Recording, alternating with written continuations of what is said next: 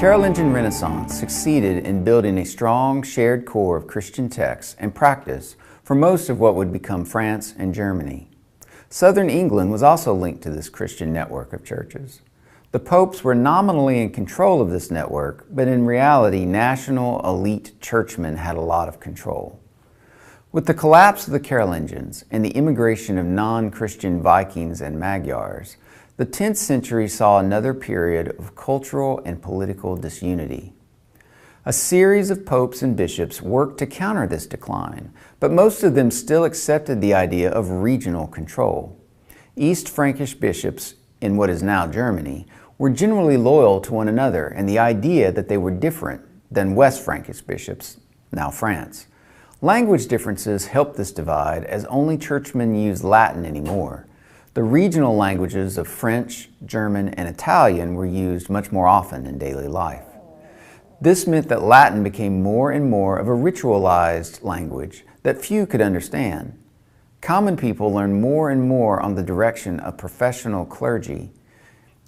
Common people leaned more and more on the direction of professional clergy to teach them how to live and worship.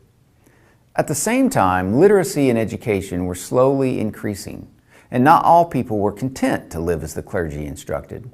Devout individuals of both genders continued to join monasteries or to live alone as hermits, seeking after God. Monastic orders, groups of monks who live in a common way, grew in number and diversity. While the clergy and the bishops of Rome welcomed this zeal, they also worked to control and monitor the religious beliefs of these groups. This was part of a wider emphasis on Christian unity that grew among urban bishops and the church infrastructure at Rome. A number of popes strove to tie all Christian clergy together under their leadership to ensure quality, education, and a consistency of message. These popes, in particular Gregory VII and Innocent III, strongly fought to secure papal investiture. This is the idea that bishops could only be ordained by the Pope or his representatives. This was against many of the rulers in parts of Europe who wanted to name their own people to these offices. There were issues on both sides. Bishops controlled a lot of wealth within a given region. They could hire men-at-arms and give sanctuary to political prisoners. They controlled a lot of land and could often sway the hearts of the people. Their financial and political support was very helpful for kings or lords trying to control and rule an area. On the other hand, they were supposed to be churchmen first, in charge of the souls within their community. The clergy didn't want these appointments to be secular politicians.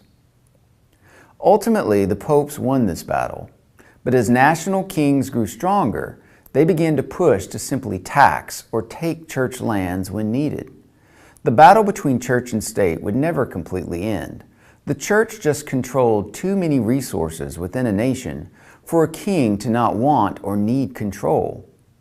Aside from this investiture controversy, another impact of growing Christian unity was the Peace of God movement. This was a social push by churchmen to limit political violence against women, children, and non-combatants. It pushed the idea that nobles and warriors could be soldiers of Christ if they followed a certain code. This code would eventually become romanticized as chivalry. However, there was a downside to this. Non-Christians like Jews were often seen as outside of this agreement. And furthermore, once warriors accepted this identity, merging soldiers of Christ, if the church decided to approve of violence against a group, there were warriors who had this identity who would willingly respond. This strengthening of a Western Christian identity and the increasing control of popes put them on a collision course with the Byzantine Church. In 1054, the two churches split over a fairly unimportant political matter. In reality, they believed very similar things, but their different rituals, languages, and political alliances made this split stick.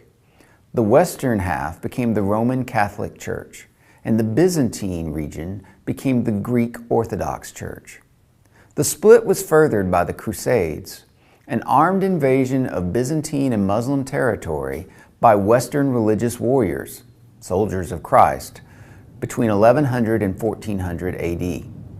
The First Crusade intended to free much of the Middle East from Muslim control and return it to the Byzantine Emperor, as well as liberate Jerusalem as a free Christian city.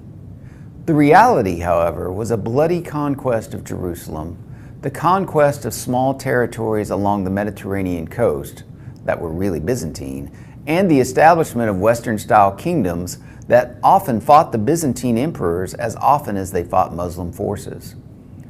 These crusader states were lost over the next few centuries, but not after sparking several more crusades, killing hundreds of thousands of people and creating vital trade links between Europe and the Muslim world. This left Byzantium out of its role as middleman, and it began to grow ever weaker financially.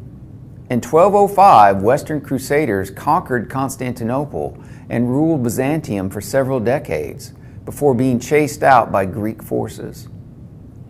The wealth and social control of the Crusades created very strong national governments and powerful popes who would wield the church's wealth and influence to control secular territories as much as spiritual doctrine. This period also saw an increase in secularization of the clergy and the increase in indulgences. Indulgences were official forgiveness of sins that could be awarded or sometimes even purchased with money, even before the sins were actually committed. The church was very powerful and political, but it threatened the security and authority of national rulers. It also was increasingly under criticism by a growing educated laity concerned with its spiritual purity.